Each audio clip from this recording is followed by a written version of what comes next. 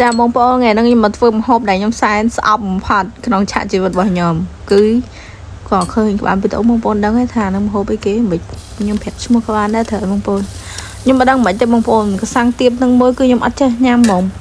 ព្យាយាមញ៉ាំមិនពេលអ្នកទេធ្វើម្ដងនោះគឺខ្ញុំអត់ដែរចេះញ៉ាំទេវាមិនអត់ចាញ់ក្លិនណាបងប្អូនក្លិនវាគឺអត់គួរឲ្យចង់ពិសាទេចាបងប្អូនហើយចំពោះរបៀបធ្វើអីក៏ខ្ញុំមិនបានជាលម្អិតអីប្រាប់បងប្អូនដែរដោយសារអីយើងធ្លាប់ឆាបងប្អូនក៏ឆាតាមរបៀបឆាវាងាយងាយនឹងបងប្អូនអត់មានពិបាកទេដូចយើងឆារដងអញ្ចឹងបងប្អូនហើយចំពោះរសជាតិគឺខ្ញុំមកសាកថ្ងៃហ្នឹងគឺខ្ញុំសាកព្រោះខ្ញុំធ្លាប់តែញ៉ាំនៅក្មេងៗបងប្អូនខ្ញុំអត់ដែរញ៉ាំធំឡើងទេដោយសារខ្ញុំអត់ដែរទិញធ្វើទេបងប្អូនដោយសារយើងអត់ចេះលើខ្ញុំមកធ្វើការភ្លក់ឲ្យបងប្អូនមើលថាខ្ញុំអាចញ៉ាំបានអត់ទេបងប្អូនភ្លក់យើងដាក់មួយអំបិលម្រេចហ្នឹងគឺឆ្ងាញ់បងប្អូនសម្រាប់ខ្ញុំណាវារសជាតិវារៀងដិតជាងយើងញ៉ាំបន្ទេបងប្អូនតែចុងក្រោយគឺខ្ញុំអត់ចេះញ៉ាំទេ